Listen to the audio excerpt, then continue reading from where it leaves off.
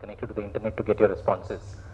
Some of you, thank you so much for answering it. So thank you everybody for coming here, and thank you so much for filling up the responses. I know it was very last minute.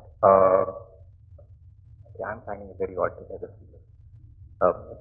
Quickly, the idea about this session for me was really, how do you think about governance? How do you think about issues of compliances? I can myself tell you by my own experience that some of these things sound much more like a task that just has to be completed. It does not really look like a task that has any value to anybody at all. And what I really thought about this session was take up some of your questions on how could you do this best, how do you get the most value out of it. This is a task which clearly looks like on an immediate basis not valuable to what you're directly building. But given the fact that you have no choice and you need to do this, what is the best way of structuring this so that it starts to become interesting? So I think that's the focus that I've kind of tried to take for this particular session.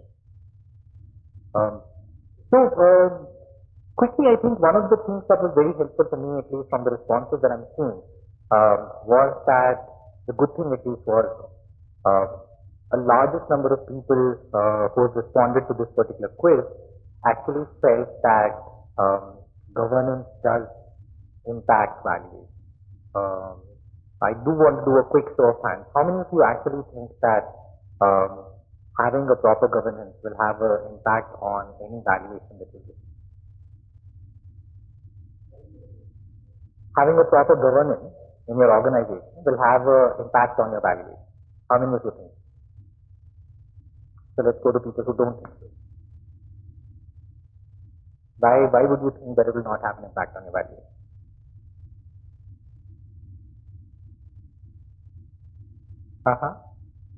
You're undecided. Okay, anybody else?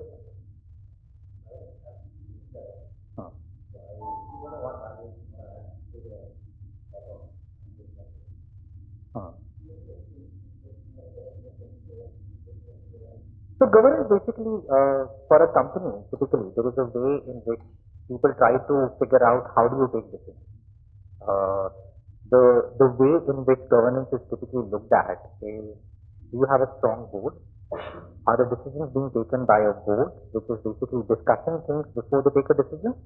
Or if they do not feel that you have a strong board in place, then typically what happens is that people think that the decision is effectively being taken by one individual, and you're not sure about the process that is taken to be able to take that decision. So it could be that I am an individual, board meetings don't happen, and therefore I take the first decision that comes to my mind. So governance, typically that's the reason why investors try to put some emphasis to it, to say that what is the process by which you decide what is going to happen and what is not going to happen. So effectively by governance, what I mean is, forget the board structure. By governance, what I really mean is that what is the process in which you are taking decisions? And in the absence of elaborating it further, most people will always associate it with the fact that do you have a board which is able to help you take these decisions or not. So with this background, again my question. How many of you think that governance has an impact on valuation? Okay, so let's ask you. Why do you think that it won't?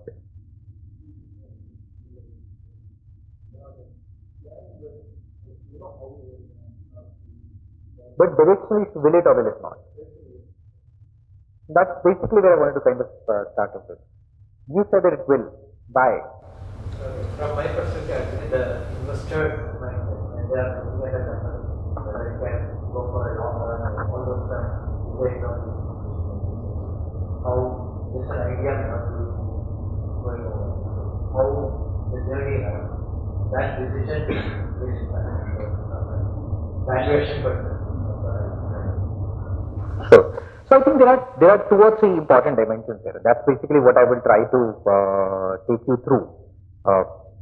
The important pieces that you're always trying to figure out here is, what is an investor looking at in a company before they make investment?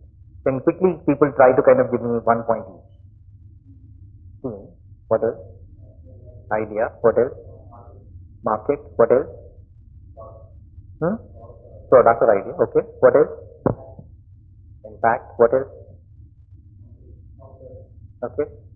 Competition. Founders. Founders and team. Okay. Anything else?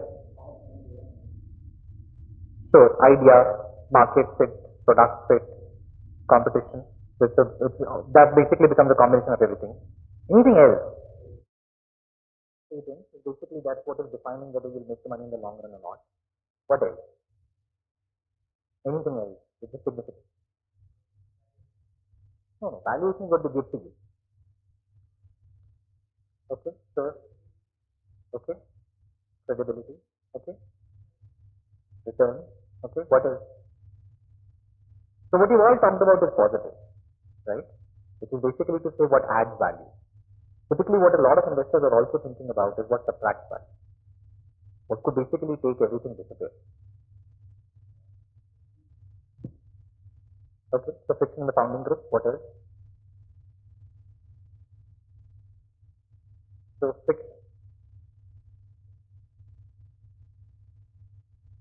Let's restrict it to founding group here. Okay, what else? What else is the negative? Market share.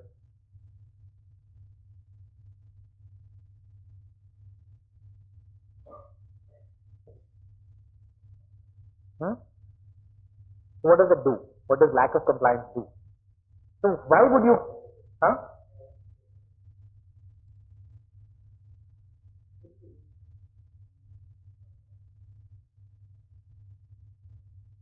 So basically, compliance is not meeting the law of the land.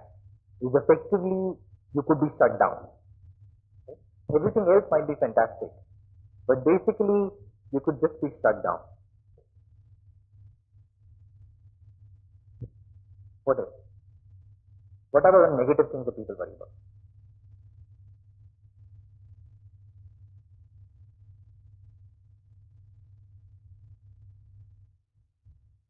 Don't worry, it's not important. I think that's basically what I wanted to illustrate to you. That when you look at everything else, even when everything else is working fine, the challenge that not meeting compliances does to you is that it eventually could lead to this in a worst case scenario. Not this, well, actually, this is not a worst case scenario. The worst case scenario is directors and the key people being arrested. That's basically the worst case. Effectively shut down, or there could be a financial impact. There could be penalties, and let's not even talk about people going to jail. I think that's anyway a kind of a risk that is connected to compliance. The word compliances in general already gives you the impression is to say that you compulsorily need to comply. Right? There is no choice about it. And that's basically the reason why so that is the reason why I've tried to talk much more about the fact that this comes from the negative concerns that people have. And because of the fact that it has such a huge impact on what we're trying to do, is that this becomes basic housekeeping. In fact, what I would argue to you is, if you haven't taken care of compliances, you might become 0-1. There could be investors who may decide to not invest in you at all. It is as critical as that. Now, in certain cases, there might be a possibility where somebody might say that I will make an investment, subject to you now retrospectively making sure that you've complied and you've given us a sense that all of those things have happened. But it's just not always at that level. Sometimes it's hard for you to comply later on.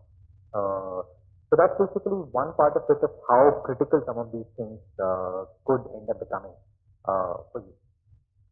The second thing which compliances does, which is very important again from an equity investor's point of view, is that there is an innocuous statement that some of you might have seen in shareholders agreement.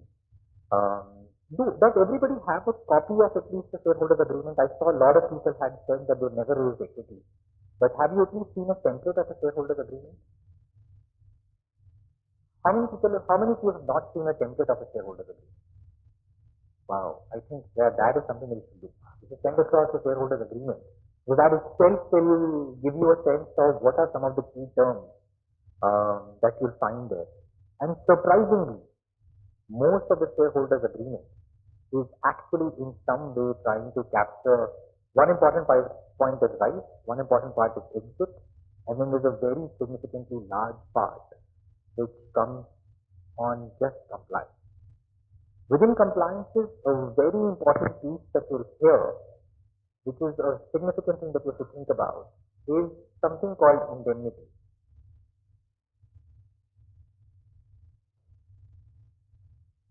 Okay. Now, this term, I can tell you that every single equity investment that I have signed, indemnities actually take the biggest time to close. And these are one of the two things that you can do as a promoter. One is you can basically just ignore all of this and just sign whatever is being put there. A lot of promoters actually do this. But I can tell you, if you've not been compliant, that could create a very, very significant challenge. What indemnities mean, and typically why people add indemnities is, they say that I have done full diligence on you. I have looked at the fact that whether you had complied or not, that's fine. But they will add a statement to your shareholders agreement, which basically say that I am indemnifying you that if you had not complied with something, then all of the investments made by the investor, you may have to return all of that back. Now, the magnitude of that indemnity is very different. You can negotiate with it. But in the worst case, people might actually say, not only will you return principal to me, but I should also get a return on it. Because I invested for return in the worst possible scenario. In the best possible scenario, people might say that you indemnify me to the level of the risk subject to a max cap of X. So when you end up taking some, and again, an important language that you'll find in that indemnity clause, and that's a very important thing for you to see. Indemnity might be given by company and the promoters, and there's typically going to be another statement there, a word which says severally.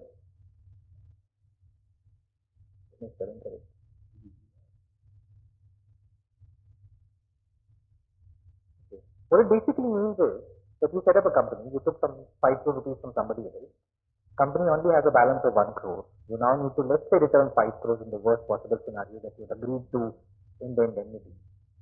The company cannot give more than 1 crore because the cash that the company has is 1 crore. By using this word, company and the promoters both are liable. You have actually taken individual liability. If somebody can actually proceed against you and take your house if they require to be able to meet this thing. That's basically the implication of this particular innocuous statement, which typically gets inserted into shareholders agreement. Okay. So company is limited, you're right. But you have signed the liability to say that the company and the promoters severally. You're basically signing the agreement there. So if you said company was responsible, then it was fine. Then basically, whatever is the money that you put in the company, they will take it away and nobody can come back to you.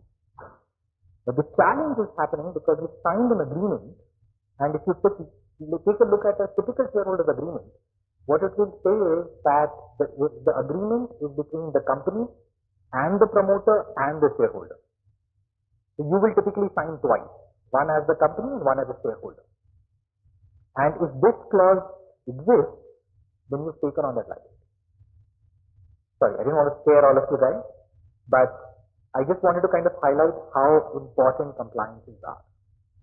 This is the kind of liability that people end up taking. And if you've not read through the shareholders agreement, and I can tell you the first time when I signed the shareholders agreement, I was exactly in your boat. That the shareholders agreement is typically a place where multiple number of times the investors try to put the responsibility on individuals. And again, if you have 2-3 samples of shareholders agreement, if you just remove all the specific work for your own self and you share it across the group, you might already start to find elements of where are the places where the shareholders agreement has gone beyond the company and has gone into the individual level. So effectively what it means is therefore you become completely responsible on anything that has happened. Okay. Sometimes the investors could also use some of this to be able to force out out an exit. Okay. Imagine a situation where the investor invested in you thinking everything is going to be all right. After being with you for 1 year, you start to realize that, okay, I don't actually want to do this. It's taking much more time than what I expected. A breach of a compliance typically would also be put into something called an event of default, and that could actually give them a right to exit. And typically the right to exit would automatically also be connected to an indemnity, where if they exit, it will be your responsibility to give them certain investment value. And these clauses are more onerous for companies when they start than companies that become big. Because when people start off, they're so desperate for money that if there are a few of these clauses which are there in the shareholders agreement, people will end up actually taking them. So how many of you are feeling sufficiently scared? Okay, so I have done my job. Now I have your attention. I know that it was a post-afternoon session after 2 o'clock. People could have been feeling sleepy. So I wanted to make sure that you start this session with this risk very much in your mind. And this is a rare risk. I'm not trying to say that this is all for the sake of impact. You can actually go, whoever has a shareholders agreement, you can actually start to look at it from there. Let's keep this in mind, right? This is the worst possible outcome. This is what we are definitely trying to avoid. This is basically still a risk minimization part. What I want to use the rest of the session is actually not to come back to risk minimization part. I want to talk about how do we use it to our advantage. So I want to kind of not come back to saying that, don't do this because this will happen. So the negative part of this session I'm done with. Now I'm going to basically talk a little bit more about how do we use this in a manner which is basically much more serious. So the interesting thing about the shareholders agreement is everything is negotiable. Okay. Everything is. The challenge is, do you have the capacity to negotiate? So if you need the money tomorrow and the investor knows that you need the money tomorrow, you start negotiating with them, they will actually say, oh, earlier I said 100% indemnity, now I said 200%. So it depends on really the bargaining power. So the 100% basically means if I invested 2 crores, then indemnity is 2 crores. In certain cases, people might actually even say that you indemnify me for 1.3x, 1.4x, and things like that. Where typically most people will not go beyond 100%, but I have seen cases where some of this happens. You can challenge in the court of law. Those are all possibilities because you can say that you can't profit out of an indemnity situation. But it's not that you don't see it. In our case, we have agreed to indemnities to 10%, 15% of value of the company subject to the max losses and blah, blah, blah. So you can actually limit it to a certain proportion as well. But again, this is all subject to negotiations, and in negotiations, the most important thing is, do you have an ability to negotiate? The reason why the clauses are most onerous for startup entities which are in the early part of their life is simply because the negotiation capacity is the weakest at that point. So that is why the terms are also the most onerous. So that is why it actually becomes even more important for people in this room because you're starting out that if you have to sign 100%, you will have to sign 100%. But then it means that you need to invest in systems so that even after you've signed, your riskiness is actually close to zero. So that's basically what is the best way to handle it. If you can't get rid of it, you can't get rid of it. Okay.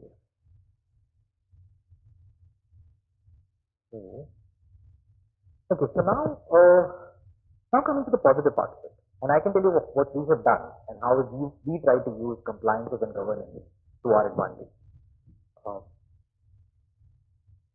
Would you even think about a listed company which has poor governance? How many of you think that there are listed companies which will have poor compliance, poor governance? Is it possible? Is it easily possible? Everything is possible. But you don't really expect that to happen in a normal situation. Right? Your expectation is that if it's a listed company, then SEBI is monitoring, a lot of people are doing various things, and therefore the company is at a certain level. Now, I think that's basically the key point that I'm trying to get to. While it's not a direct correlation, but as the stage that the company moves towards more and more stability, you start to expect better and better compliance. For an investor to come and talk to you, what they're expecting from a startup is that you just spent all the time in thinking about your idea, and therefore you've underinvested in some of this stuff. Okay. The moment you can go to an investor and actually tell them that look at my governance, I have a fantastic governance, I have very strong people on my board, we've held board meetings not 4 times a year, which is required by law, but actually we've had 6 board meetings. These are the minutes of my board meetings and I'm producing to you even before you ask me. These are the agenda papers that we sent across, and this is the kind of detail of information that we sent across. If you actually are able to show to them some of this stuff, the first thing that comes in their mind is that you're actually building an organization with skill. It starts to give them the confidence to say that you're not thinking of this as a significant operation that you currently are at. You already are trying to bring in elements of where you want to be. And actually that's a great thing. That's a very fantastic feeling for an investor to have. Because why is the investor banking you? Today you are at a very small scale. The investor wants to understand that how many of you have the ambition of taking this particular company to be, let's say, 1,000 crore balance sheet company. I don't know whether balance sheet describes is a good description for all of you, but at least it's a 1,000 crore turnover company or 5,000 crore turnover company. Are you even thinking about that particular part? So some of this, according to me, positive work that you've done on compliance, on governance, is an important signal of where do you want to take the company. And if some of you who saw the questionnaire that I sent across to you, one of the questions that I was asking you was that, are you, in the session plan that I sent across to you, one of the questions I was asking you for was that, are you trying to build a company or do you want to sell an idea? And I'll actually argue with you. If you want to build a company and run it, then my entire session on how you should be thinking about the governance is very different from if you were to try to write a code, develop a technology, develop a product patent, and sell a product patent, sell a code, and sell a technology. If your ambition is to just build a patent and then sell it, then you perhaps need to not do it. You can then still do compliance, you don't have to do a lot more. You still have to comply. There's no way that you can decide not to comply. Now, show of hands, how many of you want to build a company? Almost everybody. Anybody who wants to sell a patent? Create a patent, strong one, exit, retire, get royalty for the rest of your life? Nobody. So that's fantastic. So it means that all of you need to do exactly one thing, which is that you need to build compliance. So let me describe to you what we've done a little bit, and I think that will start to give you a sense of how this works. We registered our company on a certain day. The first board meeting needs to be done within 30 days of the company getting registered. That's basically how it happens. The day we registered the company, we wrote to Deloitte, which is amongst the top auditors in the country. We asked them to become our first auditor. Why did we do that? Anybody? No, but why Deloitte?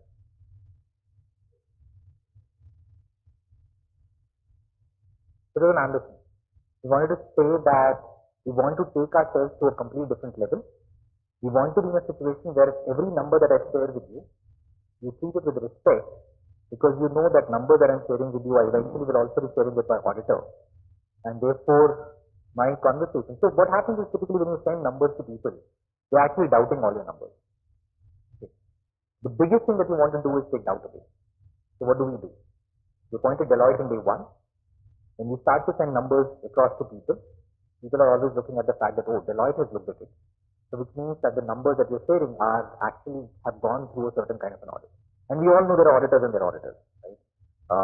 And there is a huge difference in the way auditors will kind of accept your reasoning, your paperwork, how you've kind of gone about it.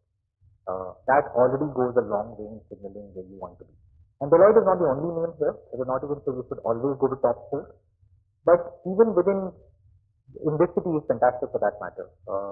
There are a very large number of very good audit firms. They're not necessarily Deloitte, but they're expected to be the next tier. And it makes a lot of sense to be able to go to some of these firms just because it gives you a lot of credibility. So we we appointed Deloitte. Yes, 30 days was important to comply, but the name Deloitte was not important, but it was actually to create that positivity around what we did. How many of you have an internal auditor? You have an internal auditor. Why would you not have an internal auditor?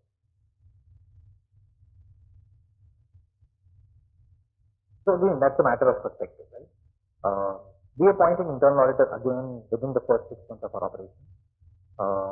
Simply put, we wanted to again overscore the fact that we are very serious about compliance, we're very serious about the processes, everything that we do is extremely well documented, and not only are we doing it once a year, because see, your auditor still comes to you once a year. Your worldview is March to March to March. But, and I was looking at vintage of some of the companies here. 1 year is a long time frame in our life, right? We live from quarter on quarter. So I can go to somebody and I can give them one annual number, but I can also give to people 4 quarterly numbers. 4 quarterly numbers is 4 pieces of information as opposed to 1 piece.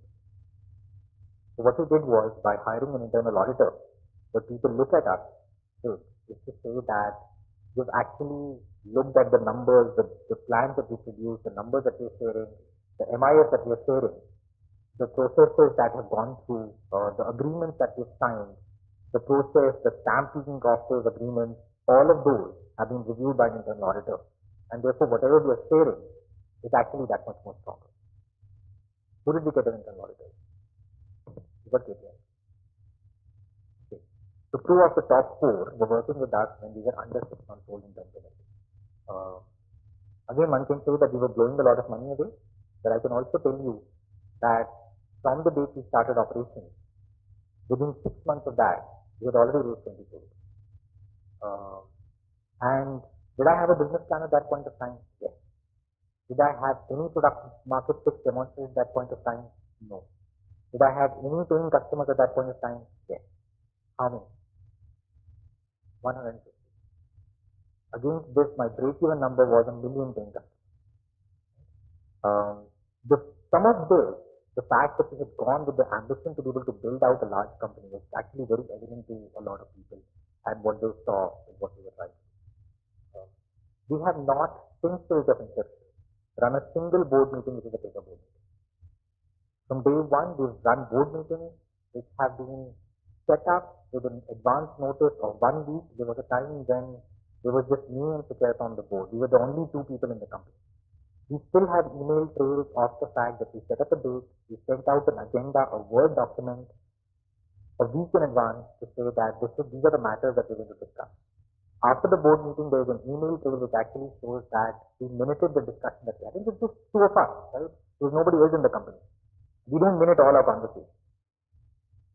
But when people see those email trails, they actually figure out that these are not things that you later on fabricated. These are things that actually got done.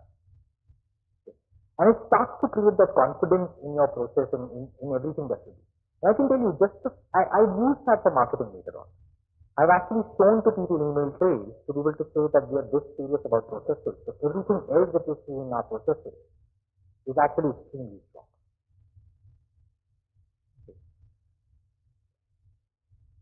I got delayed by a few minutes today, and I'll tell you the prime reason why I got delayed today.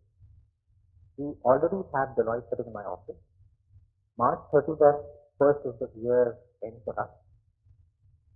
Deloitte is going to give me year-end audit numbers on this date. 31st March only, you can't do it prior to that. My accounts will be sent to my board for this financial year after a quality audit by the Deloitte team on the 24th of April.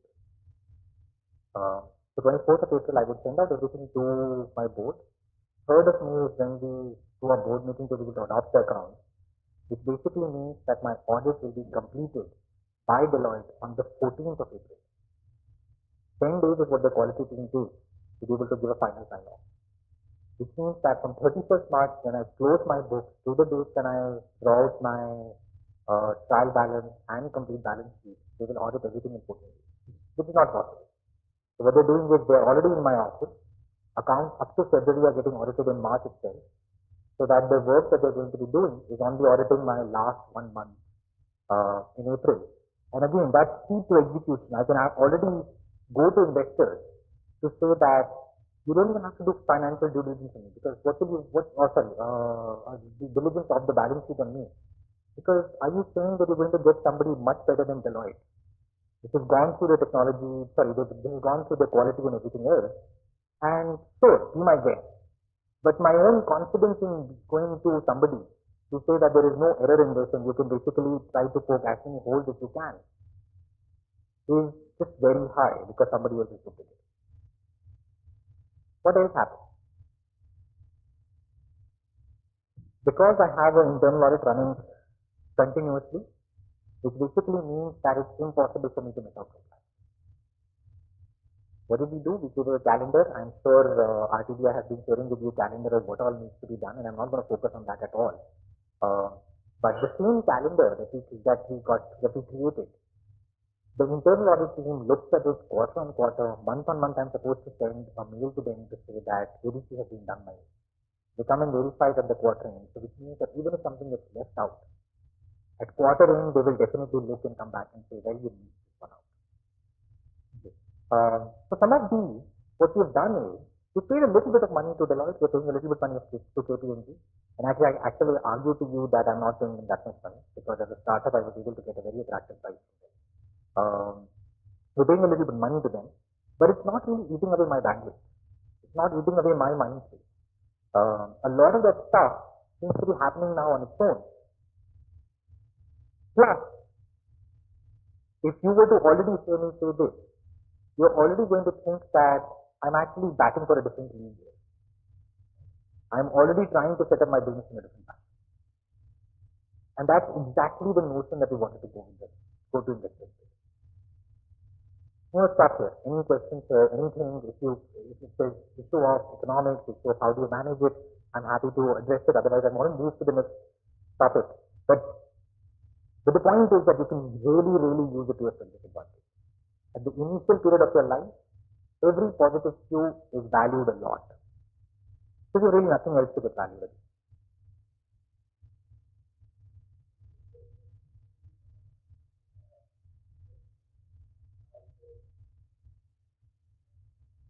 So it's a very interesting question. So the key is, you don't have to pay anything to Deloitte for the first one year. We hired them after the company got registered. But you pay your auditor only after they give you the audit result. So hiring them in August was very easy. I had to pay them only in May. By May, I already had a plan to raise money. Same thing happened with my internal auditor. I hired them 6 months later. My company got set up in August. We started operations in October. I brought in my internal investor only in the month of March. I started talking to them only in the month of March. By the time they came on board, I had already raised money. You don't have to. So timing is not equal to pain, right? There is also a lead lag between when you take up a liability and when you pay. But having said that, I can also add that me and my co-founder started the company with our own contribution of ₹1 crore. Now that I have ₹1 crore, and I had to leave ISMR. Although we would have built a significant value there, but when we left there, we had to basically give up everything. Otherwise, we would have non-competes and blah blah blah connected to our life. So we didn't want to get into any of it. So in order to finance this, I had bought a house. I basically put my house on mortgage. I got in the money. I got into my business. That also, by the way, gives investors a lot of confidence. Because if the investor thinks that you are all in, and this is the one asset that you have, your young kids, your fight doesn't work, and you are so confident about you now putting such a strong asset that you have onto a mortgage to do this. So there are lots of them. I can give you a list. I typically like 2 other people here in Chennai. There is a group called TCS Santanam. They're very good. There is a group called Brahmaya, who are again very good. But there are quite a few actually.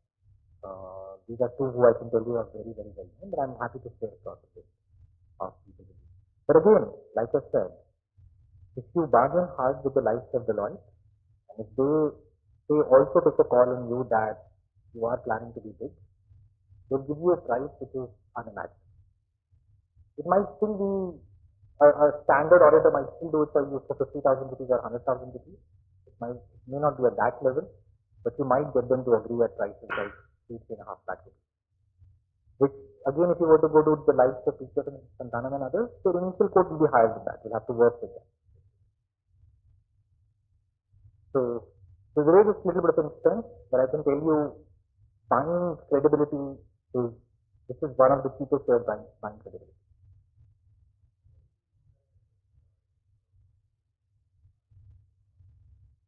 So I would say top 4 you don't even have to think about it. Like they're top 4 because they're top 4. The others I would again say that you'll have to speak to some people who are in the field. But there are also peer journals where they will kind of list who are the top firms in the city. You will find that kind of a listing. So it's easy to find. If you were to do a quick Google search, you'll find names of some of these more credible organizations. So then you have to have a conversation with a few others to validate. So a simple point is that, and that's interesting. So again, so I might be saying something very controversial. Right? If you were to go to the Chartered Associate Institute, they will basically say that anybody who is a registered chartered accountant with them is supposed to meet certain standards. And therefore, whether you go to a Deloitte or whether you go to any other chartered accountant, from their perspective, there is no differentiation in that at all. When you file your returns with the income tax department or anybody else, they do not differentiate and say that, oh, you know what, you went to a chartered accountant who's there and versus a Deloitte who's there. They do not. So from a chartered accountant association perspective, everybody is equal. So I want to place that. If I have kind of miscommunicated that, that's not the intention at all. However, I would say that by market practice, most people will know that there are people who would bypass certain things. There are people who are more strict than some other people. So for example, with Deloitte, there is no way that they're going to accept anything without a written proper document. If one bill is missing, they will most likely write it down to say that these bills are missing. And it will all show up in my report, in my audit report. They're just extremely strict. While there are some auditors who are basically going to be like, yes, we understand something happened here, why don't we make a cash voucher, or why don't we add some of that stuff, and this is a minor amount, and it will happen. Right? It will not be, no specific attention might be drawn towards that particular. And that's basically the difference between the two. It's just the standards that they impose on you, the standards that they impose on you on processes, which basically differentiate the top 4 from anybody else.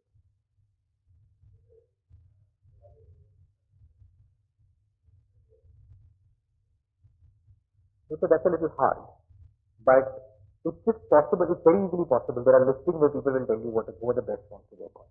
Typically what you can find out is also when some of them are impaneled by equity investors to say you could work with some of these, and those are good names to start off with.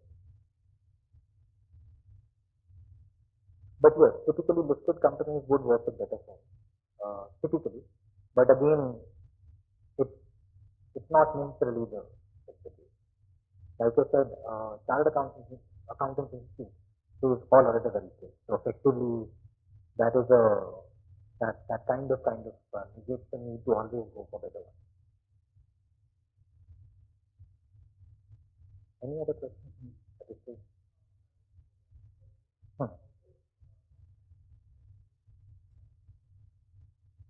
Same thing, like I said.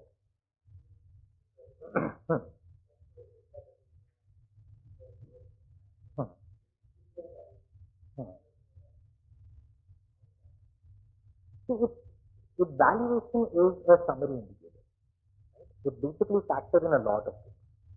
If you have poor governance, if you have poor processes, when somebody gives you a valuation, they've already factored that in. Nobody will tell you that, oh, just because you're Deloitte, I'm giving you that much extra. But when people look at you, people are evaluating you from different points.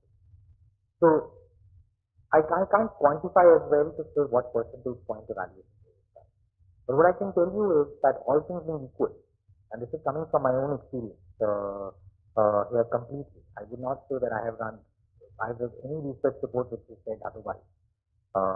But just by my own experience, I can tell you that when somebody looks at you and they start to feel that you're playing in the big league, you want to be very big at some point of time, and you're already investing towards that, You're using your own equity to be able to build towards that particular level. That leaves a very high degree of positivity. That's one. That gives you some upside on the valuation. And the second thing that happens is that people start to look at it as you are actually at a stage which is slightly better than an absolute startup.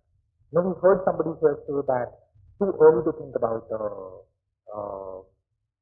internal auditor. Right? Now, if you are saying that, and when an investor now says, well, you already have an internal auditor, by corollary you can figure out that you yourself believe it's too early, which means that an investor starts to feel, they feel that, oh, you know, maybe you're not that early. Maybe you're already thinking about it. So everything is perception. Valuation is no scientific basis at all. There is, yes, some cash flow analysis, something that people will do. But I can tell you that mathematically you'll never be able to agree with the investor to say that, what is my valuation? At the end of the day, it will be haggling. Right? They will start here, you will start, they will start here, you will start here, and then finally, eventually, you'll meet somewhere. The scientific part is what you use to build and say that this is my valuation. They will also show you a spreadsheet to say this is your valuation, and after that, the scientific part is gone. So that's really, so it's a directional sense, but I can't tell you that I have a sense of those numbers. Maybe somebody has done some of this research as well. I will not be surprised. But in my own experience, it's completely there.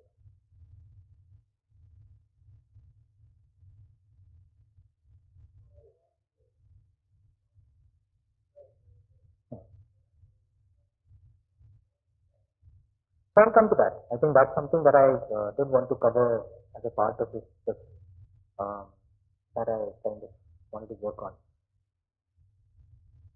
I think I'm not going to touch upon my second point, which I thought that there might be at least some people who were thinking of business very differently. My second topic that I wanted to cover actually was around if you want to build a company versus if you want to sell an idea. The compliances differ quite dramatically. But I think that's something that, at least what I've heard in this room, is not a relevant question at all. So I'm going to skip that from my side. Okay. That gets us to my third question, which is basically, which was, what do investors look at during the legal diligence? So I'm again separating out legal diligence from a proper due diligence, but I'm going to talk about the difference here a little bit. So let me stop. If there's any question that you have at this point of time before I move to the next topic.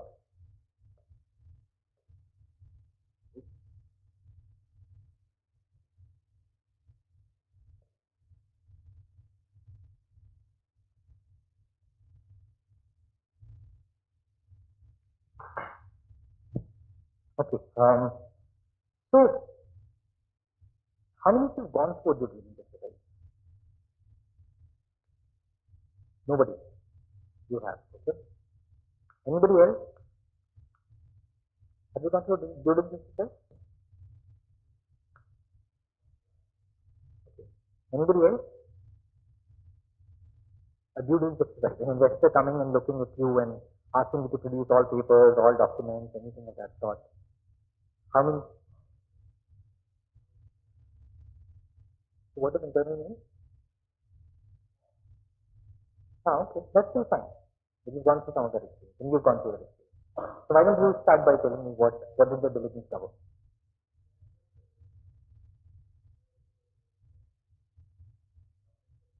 Hmm. Hmm. Hmm. How much time did you take to produce that? So what do you learn from this? Huh? The point is, if you had them ready, you could have sent it to the next day. That's about it. 1 month is a very, very long period in the life of the startup. That's basically very much the starting point, right? That also adds to value. How?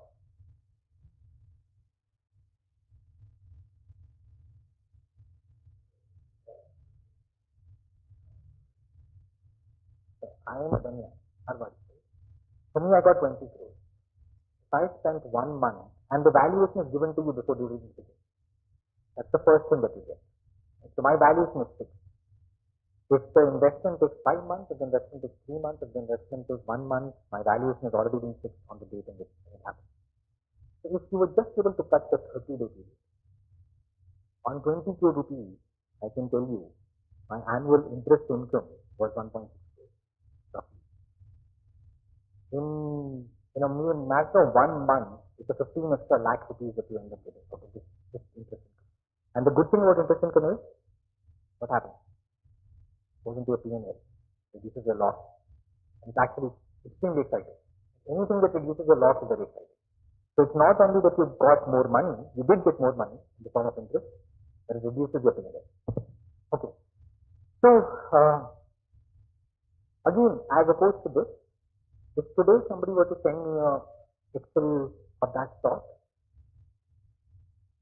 the big thing that is going to happen for me is that I will effectively have to type the name of every file that I'm attaching in that Excel spreadsheet, or I will basically rename my file to that serial number in that Excel spreadsheet. And if it takes me 2 hours, 5 hours, 20 hours, that's effectively the only time that I need to take. There is not a document today that exists which is already not classified in a certain folder. I can just straight away kick that out to anybody. It's at that level of readiness is what we've done. Now, imagine what will be the impact on an investor when you send the list out, and I actually send back a folder to you to say that every single document that you've asked has already been uploaded. Here's your Excel spreadsheet. This is a nomenclature. This is how you find the file. I send it out in 12 hours. You send it out in 30 days. What do you think? Stability or what?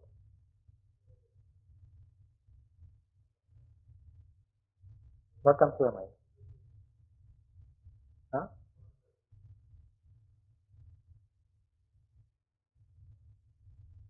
Simply put, I can already tell you, an investor is going to basically think about the fact that if you had all the documents, it might have come in 7 days. The fact that you've taken 30 days is that you've created those documents in 10 days. As simple as that. The moment that happens, there is a change that happens in the system. That again is important. So, anyway, and it doesn't take really enough time at all, because if you've already filed, you got a document, you got a certificate, you got a challan, you just have to basically download and keep it in a certain folder. That's about it. Even if you're not getting that organized, sometimes you can just create rules to say anything that comes from NCA, it hits my mailbox. It's also forwarded to a certain box, which is my compliance inbox. And all you then have to do is just go to that inbox and save at that point of time, even if you don't want to create a folder.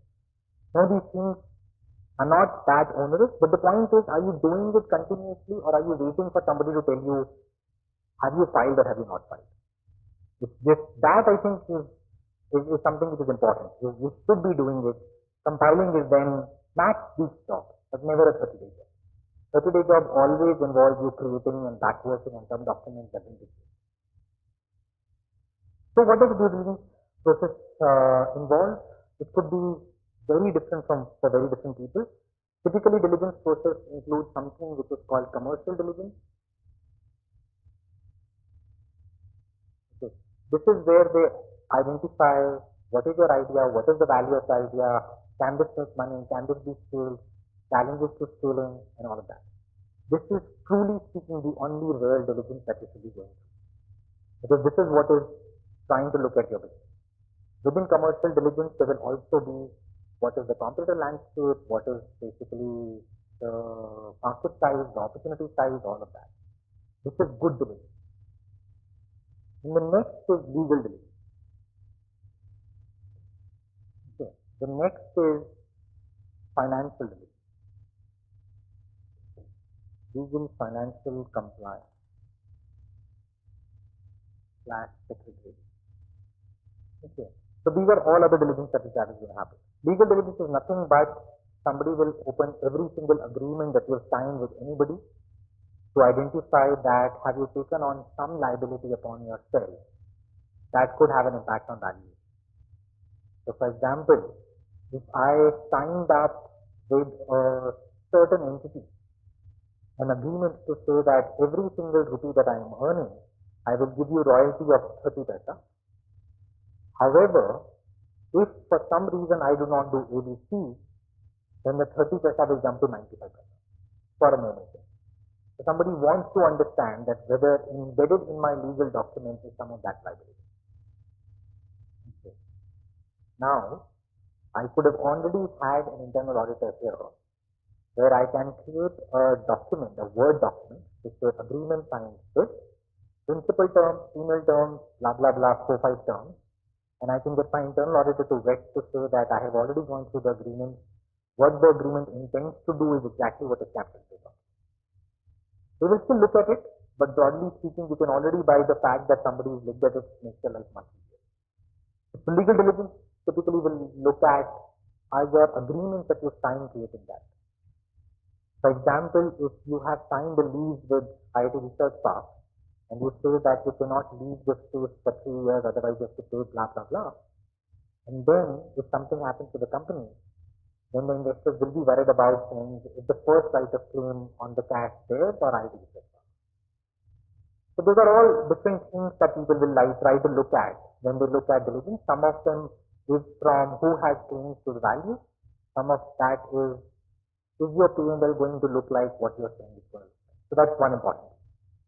Financial diligence typically is that the numbers that you say, the sales that you're reporting, the kind of documents that you've created for P&L balance sheet, are they truly reflective of what you have? The most important part of this is income reconciliation. So if you are saying that I, at the end of the day, make an income of 3 rupees per customer, do you actually make 3 rupees per customer? How are you identifying that? Are you getting the margin? If, for example, you're working on a situation where, let's say, you get for every unit that you service, you let's say get 12 rupees, are you indeed getting 12 rupees? Do you have your own ability to be able to identify how many units did you service, or are you relying on your partner? Imagine a job work situation, you're just getting job work from somebody else. I'm just giving a very simple answer, point to say that that guy said that you actually did job work on 10,000 units. Do you have a system to prove that you did it on 10,000, 9,000, 11,000, or you're just relying on that guy? So in financial diligence, people are basically looking at, do you have control over your own finances? Do you have checkpoints on what have you done? Can you actually prove that your income is basically, you have a validation there. You're just not relying on some other stuff. So again, when you build it as an internal audit, as an external audit, they will ask you those questions. A good auditor will get completely stuck if you're not able to prove that I actually have my own record to prove I did 10,000. That is an important. Okay. So that's typically the coverage that you do in financial diligence. Then there is something called compliance and secretarial audit, where basically all compliance is under the sun. Did you deduct TDS in time? Did you remit TDS? Did you do the GST filings in time? Did you deduct the right GST? Did you do all of the work connected to that? Did you do everything under the sun that was required under labor acts of this country? Did you do everything under the Stop and Establishment Act? And there are multiple number of those. But have you done everything under all of those acts? Have you made all the filings? Have you filed all the challans, or have you not done any of that? So that's basically what goes into compliance. Secretarial part of compliance is the most specific part, which is typically connected to Companies Act, in which case it monitors, did you hold board meetings in time? Did you do all the decisions that were supposed to be taken by the board? So for example, borrowing. If you're supposed to borrow, in most cases the board has to approve the fact that you have to borrow money. Did you do that first or not? So they will, so secretarial audit basically makes sure that all of the Companies Act processes were kind of met. You did your board meetings in time, you did your AGMs in time, you did all the filings in time. So that's basically what is a secretarial audit. Some people might take it as a different thing, some people might take it as a standard thing. But like I said, this is the only value-added part to you. Everything else, you have to show that you've done it. And if you can already on day one show that you've done it, makes your life easy. And this overall process can just take way too much time. Otherwise, this can just take way too much time. How many of you are less than 1 year old as MC? How many of you in this group registered for Startup India? Everybody registered for Startup India? But some of that actually has been reducing compliance load, at least for the first 1 year of your operation. Where at least for the first 1 year, you didn't have to worry about half of the compliance. At least all the labor related and some of that stuff was taken out of the equation.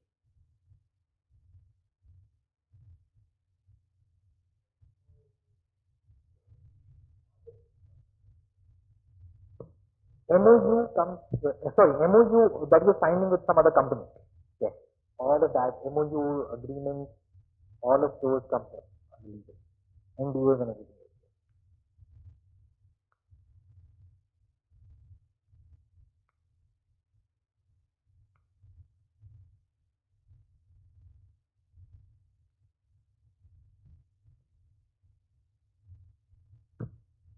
Any questions?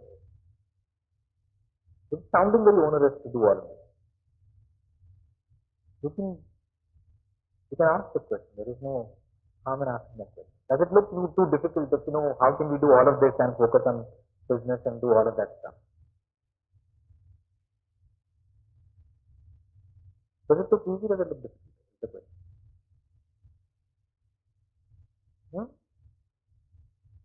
There's at least one vote which is not difficult.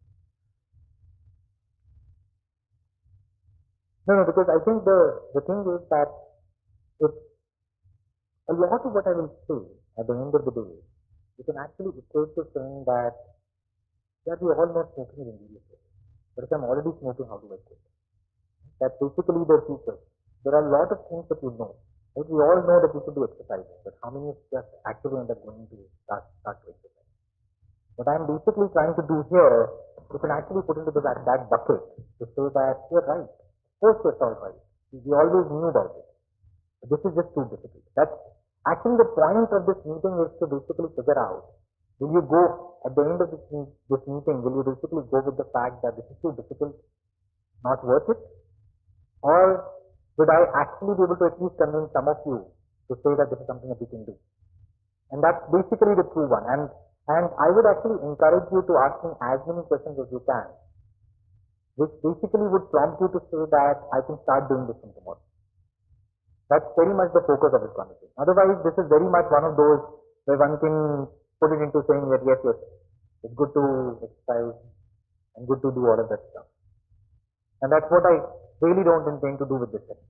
This should be something that you should be able to take forward, something from courses particular.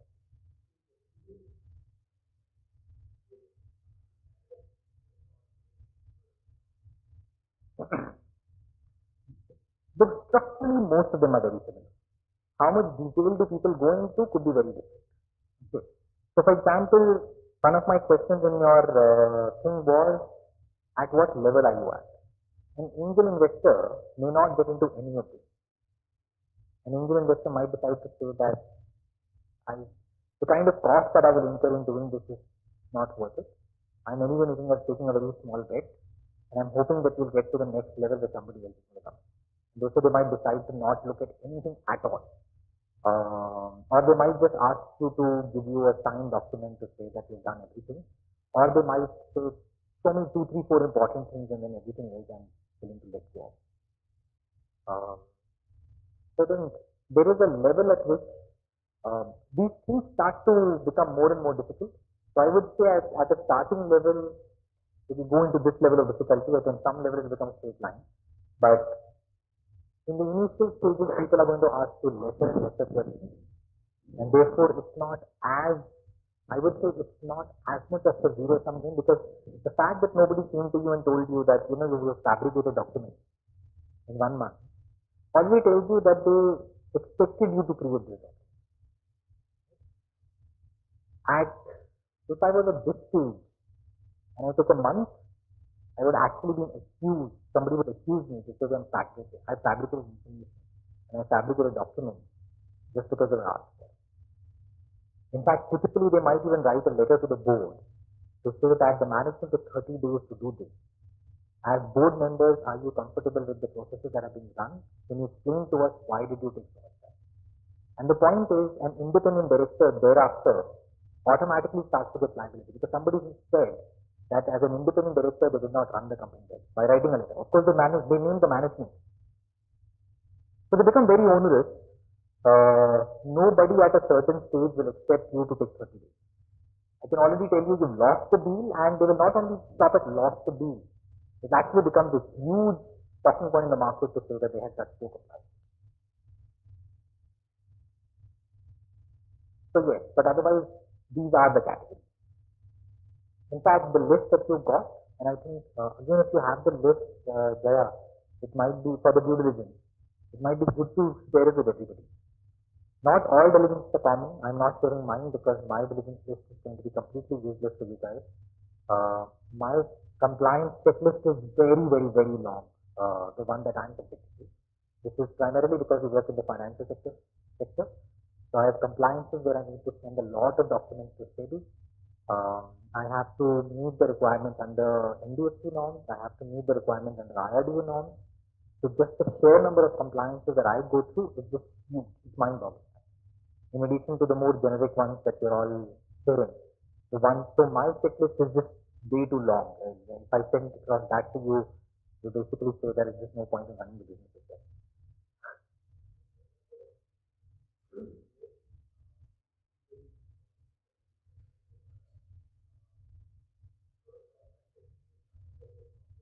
Oh, absolutely, 100%.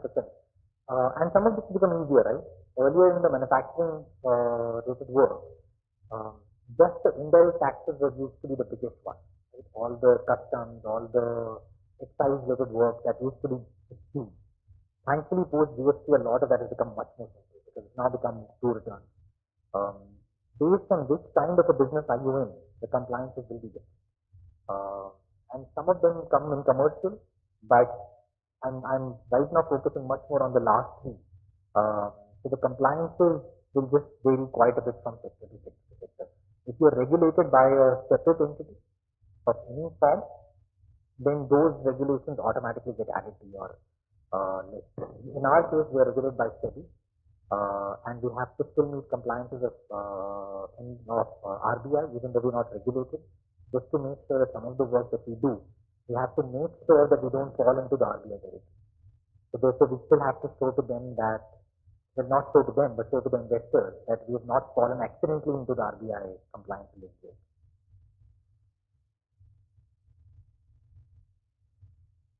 But these checklists are good to look at, and I would say once you have those checklists, it's just a good idea that if you start to park those documents in a folder based on those checklists, and that is what gets you to be ready all the time. I can tell you the most difficult compliances for us were not the ones in either of these. They were actually in the compliance part. In the specific compliances around labor, around the ESI, Provident Fund, around the Shop and Establishment Act, those were the ones which were the more difficult for us. Why? There were just way too many of them. There's some 10, 15 of them. And I don't even know the exact number. That is basically how complicated that is. They're just way too many. You have to fill up forms which make no sense to you. We had to still get some of our people registered under employee state insurance. We have a proper insurance that we give to every single person as a part of my corporate thing. Yet, for some employees, we had to fill up another ESI form and had to send across to them. The moment we crossed more than 10 people, we had to register for 20 people, we had to register for Provident Fund. Most of the people opted out of Provident Fund or wanted Provident Fund to be deducted at the lowest level possible. Nobody wanted it, but the point is under regulation has to be covered for it. So we had to once again just fill up and comply with it. There are documents that we had to create around all the people in our organization, which included things like when is the off day for them, how much do we pay to them. There is a salary letter which has a detailed breakup of salary, but we had to fill it up again in a particular prescribed format, some form S, G, A, G, L, so many forms of those sorts that beyond the point, it was just mind-boggling to even think about what do you do with this. There were again random things that we had to do, which was about some display of long forms around Shop and Establishment Act, around various kinds of disclosures of policies even though we have a common folder where we put down all policies in electronic format, these still had to be just displayed on a display board for us. And what is to be displayed, how is it to be displayed, which language, all of those are prescribed. So there are just way too many of them. And I can tell you that those compliances just keep my head out.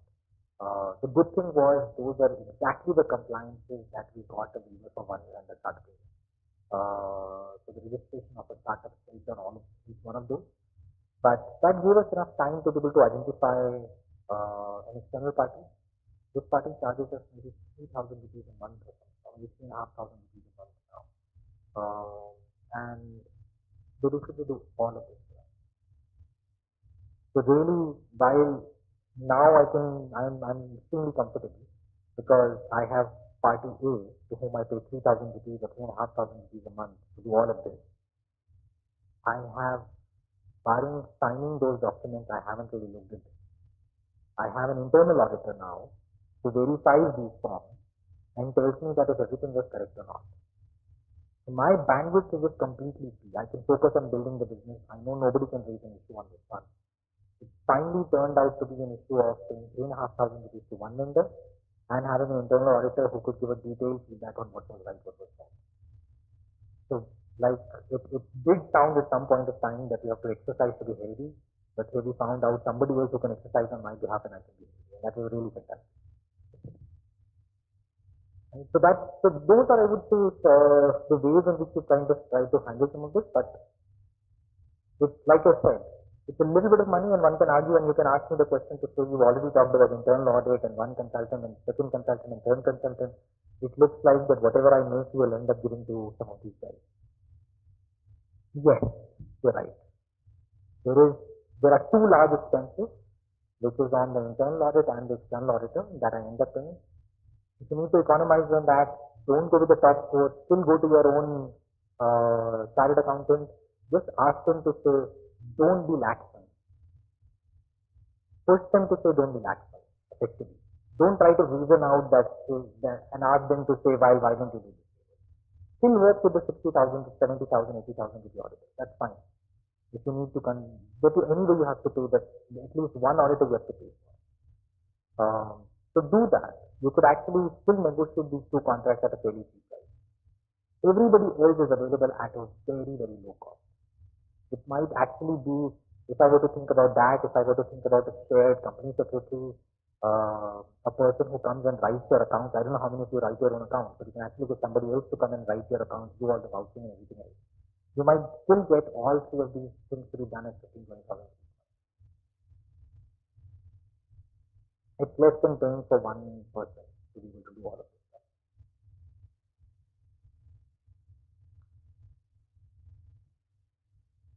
Okay, any questions, sir?